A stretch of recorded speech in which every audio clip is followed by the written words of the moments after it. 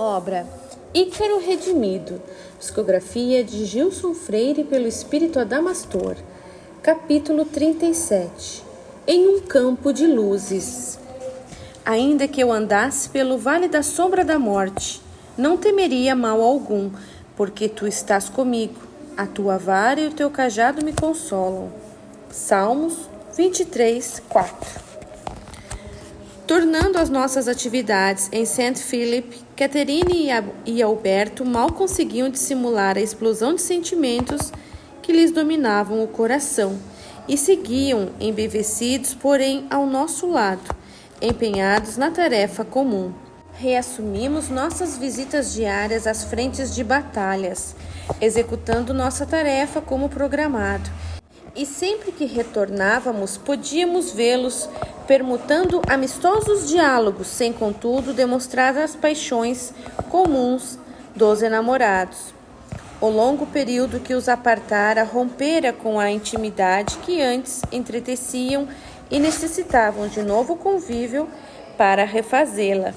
Além disso, certamente Catherine inibia-se diante da recordação de sua última experiência terrena, trazendo o coração conspurcado pelas leviandades afetivas a que se rendera e a consciência oprimida pelas culpas dos atos impensados, devendo esforçar-se por cicatrizar as feridas ainda abertas na alma. Em nossas confabulações, revelava a amiga que se achava imensamente reconfortada, sobretudo por estar diante daquele contra quem sabidamente havia praticado um irrefletido ato de maldade.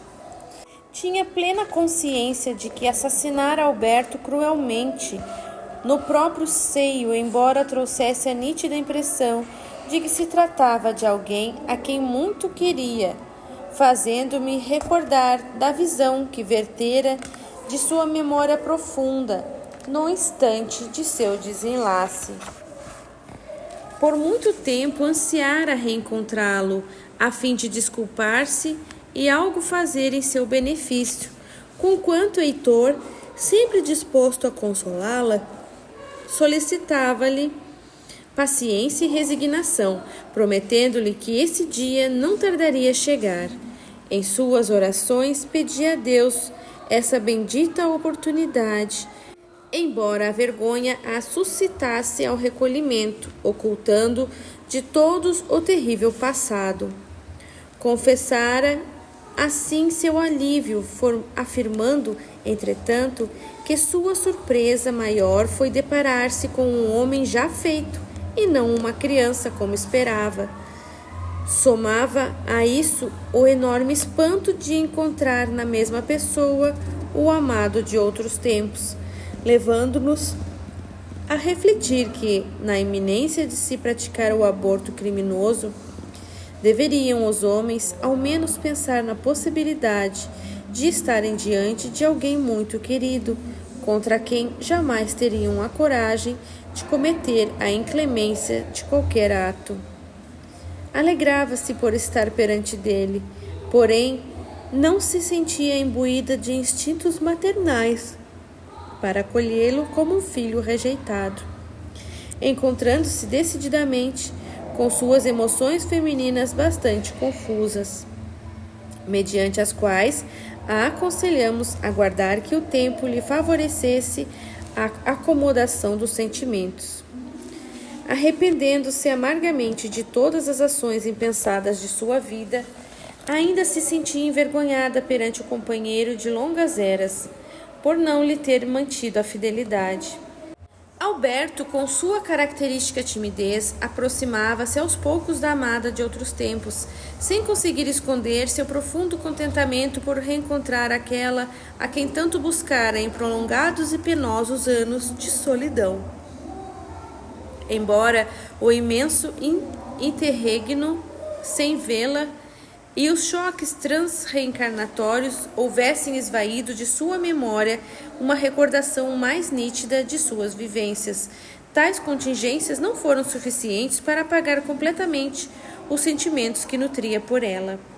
Contudo, a afetividade, por tanto tempo reprimida na última solitária incursão terrena, distanciara-lhe também do exercício da afeição, exigindo-lhe que o coração se acomodasse paulatinamente aos novos anelos que agora voltavam a vicejar em sua alma.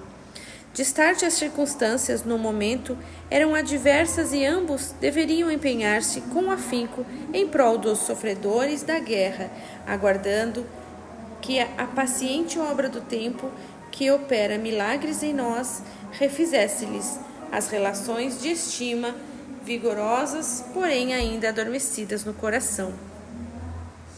O espírito desencarnado detém as mesmas expressões de sentimentos da vida na carne e permanece imbuído das idênticas atrações amorosas que lhe entretecem as construções afetivas. Podemos afirmar que a maioria das uniões conjugais duradouras se estabelece no plano espiritual, onde se constroem as verdadeiras afeições e se consubstanciam os sonhos de amor que prosseguem na vilegiatura terrena. Portanto, não é de se estranhar que as famílias se formem no mundo dos espíritos, tal como se organizam na Terra, e os casais que realmente se amam continuem compartilhando objetivos, estabelecendo lares e comungando a vida na erraticidade, sem levarmos em conta que o amor é sobretudo imorredoura e extrema expressão da alma, transportada de uma experiência a outra, sem que o esquecimento temporário da carne desate os poderosos laços que o sustêm. Catherine servia com esmero aos desencarnados da guerra, adaptando-se ao penoso serviço ao lado de Adelaide, demonstrando excelentes qualidades no exercício de enfermagem. Alberto, à medida que vencia a barreira de sua natural timidez, com vivo entusiasmo, interessava-se em relatar à companheira suas últimas façanhas terrenas, esmerando-se para não exibir presunção, enquanto a amiga permanecia reticente em lhe abrir o coração, não lhe expondo os motivos de suas penúrias que iam além do ato criminoso do aborto, pois se revestiam das execrandas e inditosas experiências de cortesã, como sabíamos. Respeitávamos sua reserva, aguardando que ela se superasse, tratando-se como lhe convinha. Entretanto, ante os insistentes pedidos de Alberto, sobejamente interessado em saber quem fora seu pretenso pai e se a irmã havia construído nova família, a amiga terminou por relatar-me suas malfadadas peripécias, imbuída de laudável humildade. Sem conseguir ocultar a decepção, Alberto, demonstrando ainda a subjugação ao condicionamento humano, andou novamente constrito e arredio, esforçando-se para dissimular o desgosto que lhe invadira a alma. Seguia, porém, entretendo relações amistosas com aquela que paulatinamente voltava a lhe habitar o coração, e sabíamos que superaria ocioso transe, pois já albergava certo equilíbrio emocional e suficiente compreensão para isso. Envidando esforços para superar o homem velho, permanecia em sua companhia, porém, sem desejar tornar ao assunto, demonstrando o quanto a notícia lhe admoestara a alma, conquanto Catherine prosseguisse, correspondendo-lhe com significativa candura, ainda que mesclada de vergonha e pesar. Compungia-nos vê-la tristonha, pois sabemos que para o espírito desencarnado a revelação dos grandes erros praticados na romagem terrena é uma de suas maiores dores, sobrepujando qualquer outro sofrimento. O atendimento aos enfermos de Destarte valia-nos como preciosa terapia para os males albergados na consciência e, aguardando a sábia ação do tempo, não nos animávamos a interferir na delicada questão pertinente aos seus corações. Heitor, porém, em sua primeira visita ao nosso acampamento, interessado em acompanhar os progressos de seus pupilos, denotou de imediato a distonia que se estabelecera entre ambos, convidando Alberto a refletir com seriedade na embaraçosa dimensão que parecia dominar sua capacidade de reação. Em nossa presença, asseverou-lhe como um verdadeiro pai: Filho, por que você tarde a se abrigar definitivamente nas assertivas evangélicas? Ouço seu coração nublando-se de indignação, assumindo a postura do atirador de pedras, diante da sincera confissão de Catherine, que com humildade expôs-se à sua compreensão. Na vivência essencial que já desfrutamos e no patamar de conhecimentos que já adquirimos, não nos convém estacionar nos milindres humanos inferiores, vivenciando ciúmes injustificáveis. Não ouvide que sua parcela de responsabilidade nas transatas desventuras de nossa irmã é considerável, pois sua irrefletida infidelidade, ao envergar a promíscua figura do padre Bartolomeu, eivada de improbidades sexuais, maculou-lhe o digno coração de mágoas e forneceu o exemplo para desmandos de igual natureza. Como lhe exigir fidelidade em uma união que você mesmo se apressou a desrespeitar? Você foi o primeiro a se prostituir nas peias da libido infrene. E recorde ainda que foi você quem dela se distanciou por imposição da castidade compulsória, necessária ao seu reequilíbrio. Sob o duro guande da solidão e alinhando na memória intuitiva a lembrança da traição, a irmã se viu lidimada a arrostar as tortuosas veredas do heretismo. Sabemos que um mal nunca se responde com outro, e um erro não corrige o que o motivou. Porém, como não lhe perdoar os deslizes, se você foi o primeiro a semear a devassidão em seu coração, estimulando-lhe a reação? Nossas vidas, filho, estão peremptoriamente entrelaçadas em conúbio mantido pelas nossas ações e intenções, de forma que nossas atitudes indevidas se voltam sempre contra nós mesmos, impregnando-nos das mesmas dores que imputamos ao outro. O fato ainda nos deixa entrever, mais uma vez, a sábia ação da providência divina que, pela lei do retorno, força-o a colher agora mais uma lição, embora advinda de tão distante passado. Ante o constrangimento do companheiro, o estimado preletor, acolhendo-o em afetuoso olhar e abraçando-o, continuou, com a autoridade que lhe competia, coagindo-o a realinhar os sentimentos de acordo com as recomendações evangélicas. Constrita-me sobremaneira vê-lo em atitude de reprovação e injusta cobrança de fidelidade. Desfaça a máscara da ignomínia que lhe veste a alma e acolha no coração aquela que lhe é verdadeira alma gêmea. Aprenda a amar sem caprichos, a fim de que seu amor não se converta em amargo fel, oprimindo a pessoa querida.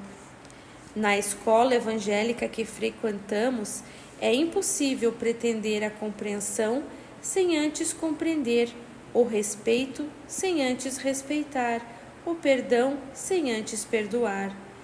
Como em prece tão bem nos ensinou o Santo de Assis. Alberto coroou-se acabrunhado e, dirigindo-me o olhar complacente, buscava o apoio de minhas palavras, que, no entanto, não pude dispor. Calando-se diante da realidade, sem ter o que dizer em sua defesa e apercebendo-se perscrutado pelo pensamento do magno espírito, tratou apressadamente de modificar os sentimentos, e em breve víamo-lo remindo os danos do coração, retornando ao bom humor, irradiando alegria diante de sua amada, para alívio de todos nós. Denotava que rapidamente superara o desequilíbrio emocional. Nossa tarefa aumentava a cada dia, à medida que os conflitos se assomavam, atingindo seu ápice. As forças aliadas invadiam o sul da Itália, iniciando a cruenta reconquista dos territórios ocupados pelo eixo, deixando-nos entrever que os embates intensificar-se-iam assustadoramente por tempo prolongado. Os planos de uma grande invasão na costa noroeste da França se estabeleciam como inevitáveis e compreendíamos que somente um estupendo enfrentamento das forças em conflito poderia estabelecer o seu fim. Todas as possibilidades de um armistício, sugeridas pelo plano espiritual superior e que fossem ouvidas por aqueles que detinham o bom senso, encontraram-se com o fracasso.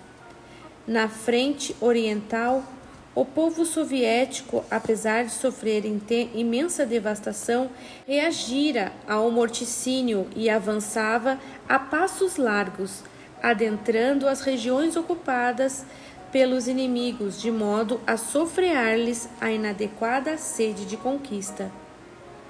Os dias se escoavam, amargos e tristes, lentamente, na pasma ampulheta do tempo, parecendo não ter fim o ciclópico pesadelo humano. O desalento, por vezes, parecia abater-nos, dominando-nos completamente a capacidade de servir.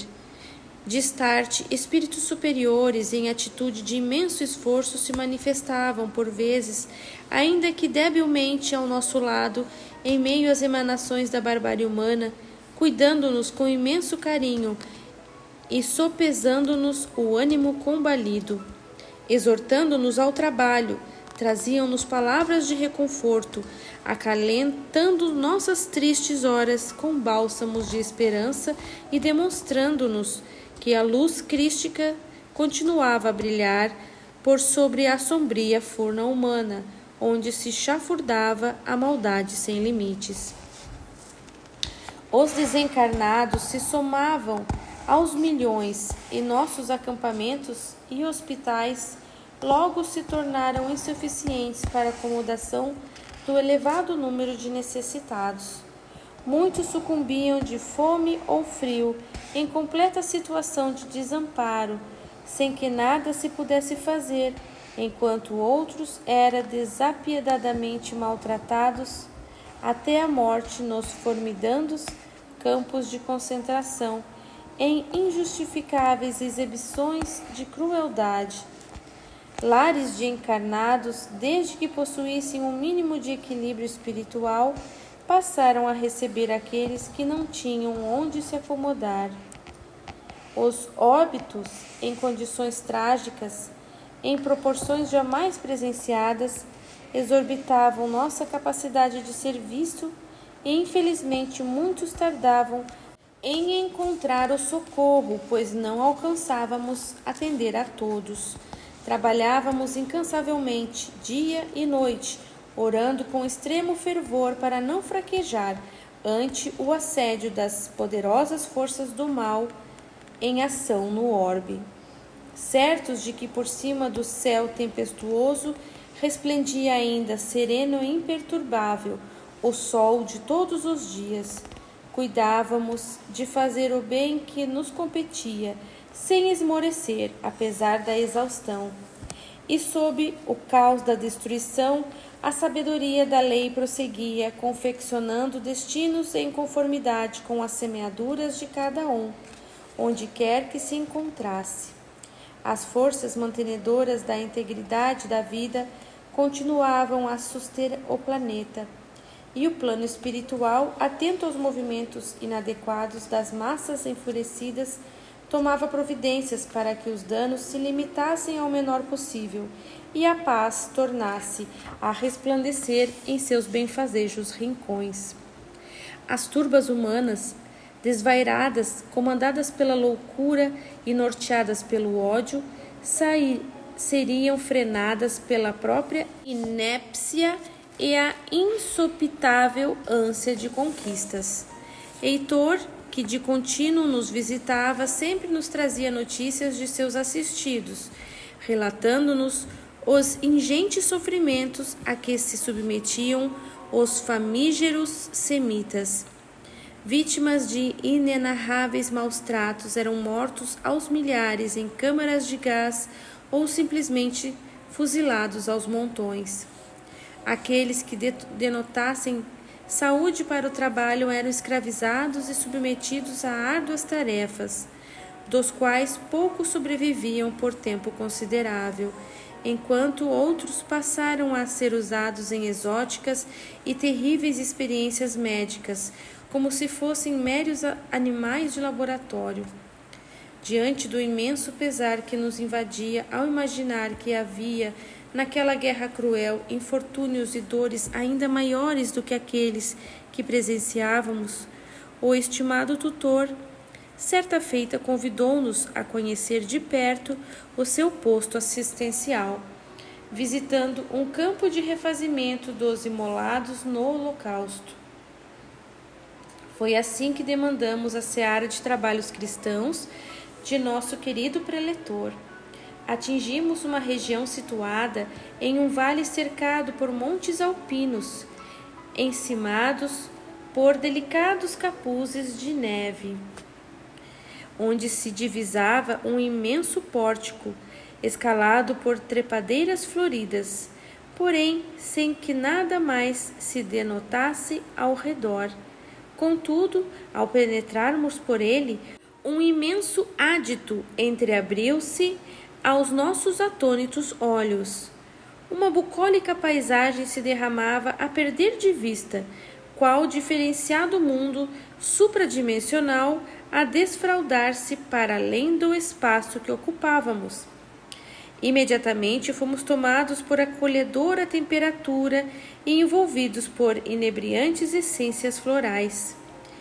Uma mirífica planície se debruçava em um horizonte longínquo, cortada por um rio que se serpenteava por entre campos verdejantes. À medida que nos aproximávamos, o cenário divino se enriquecia de belos detalhes. Rebanhos de ovelhas pastavam em nostálgico campo pastoril, sob cálido sol, em meio a reconfortantes sombras. Um lago cristalino, espelhando o infinito azul, beijava docemente uma enseada, onde barcos pesqueiros descansavam mansamente. Oliveiras enfileiradas enfeitavam os montes próximos e singelas casas bordejavam por entre jardins esplêndidos, matizados de tons multifários e lusídios. Transeuntes serenos percorriam as alamedas amplas, alcolchoadas de relvas macias, e crianças corriam alegres e despreocupadas sob o olhar cândido de mulheres afáveis. O clima transpirava imensa calma, adornado por melodias de pássaros, sobrepondo-se a fundo musical de cascatas, preenchendo o silêncio da paz que de imediato nos invadia.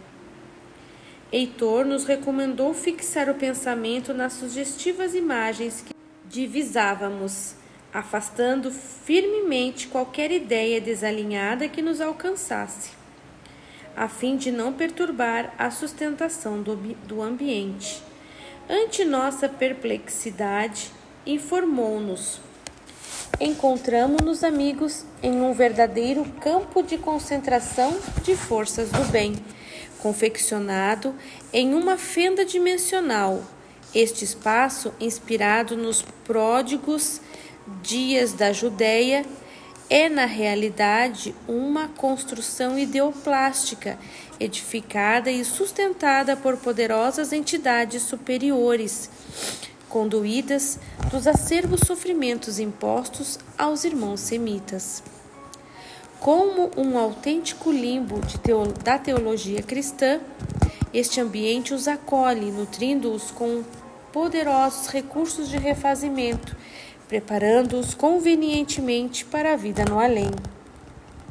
Pasmos diante do inusitado campo de forças mentais, não tínhamos palavras para expressar nosso assombro e continuamos a ouvi-lo. Famílias são aqui reunidas e recebem a palavra consoladora de preletores que se lhes apresentam como antigos profetas bíblicos, despertando-lhes recônditas emoções, segundo a fé que professam. Vivem aqui um verdadeiro interregno entre a vida física e a espiritual, percebido como um sonho real, afigurando-se-lhes a verdadeira terra prometida que por tanto tempo lhes acalentou os anseios. Realmente estávamos em um genuíno oásis em meio ao inferno em que todos vivíamos. Prosternados, reconhecíamos o imenso poder do bem que, sob o broquel divino, e desde que haja mérito, é capaz de superar todos os empecilhos do mal. Antes, porém, que perguntássemos, Heitor nos esclareceu. Não se iludam, não estamos a tempo todo em trabalho neste páramo de inefável quietude. Enquanto os amigos servem em meio aos audidos infernais sob o fogo cerrado da ira, nosso esforço tem sido dirigido sobretudo ao sofredor ainda na carne, ou prestes a desvencilhar-se dela. Como certamente os irmãos haverão de recordar-se, habilitei-me na arte da tortura nos afligentes tempos da Inquisição, e agora trato de adestrar-me no ofício do bálsamo, envolvendo os supliciados em fluidos anestesiantes e assistindo-os em suas mortes, muitas vezes lentas e penosas. Para este pórtico de paz são trazidos aqueles que detêm condições de aqui permanecer sem perturbar excessivamente o ambiente. Como puderam notar, a maioria dos que aqui se alojam é composta de crianças, mulheres, idosos, pois boa parte dos flagelados não guarda condições de se albergar neste cenáculo sublime. Muitos jazem ainda adormecidos em câmeras de regeneração, enquanto os mais revoltosos, algemados ao ódio, compõem exércitos de vingança que acorrem ao encalço de seus algozes, arrastados por extremado furor. Seguindo Heitor, ganhamos o interior de uma das casas, construída na beleza rústica de pedras naturais. De imediato, envolveu-nos reconfortante fragrância de sândalo, que, segundo nos informava o tutor, é capaz de arrefecer os eflúvios do ódio. Enfermeira de aspecto angelical assistia um velho esquálido, recém-desencarnado, sem dúvida submetido a atroz e prolongada fome, tendo ao lado uma senhora de cabelos alvos, sustentando-o no colo, que o preletor nos indicava tratar-se de sua esposa desencarnada e já recomposta do transe. Em respeitoso silêncio deixamos o paradisíaco local, reconhecidos ao estimado amigo, proporcionar-nos momento de refazimento e consolo, assegurando-nos que, por maior que nos pareçam a desdita e a maldade humana, o Senhor provê recursos suficientes para suplantá-las. Assoberbados pelas excessivas crueldades que presenciávamos, respirávamos, enfim, em um campo de elísia paz. Extasiados diante do imenso poder do bem, tornamos refeitos aos nossos prementes afazeres.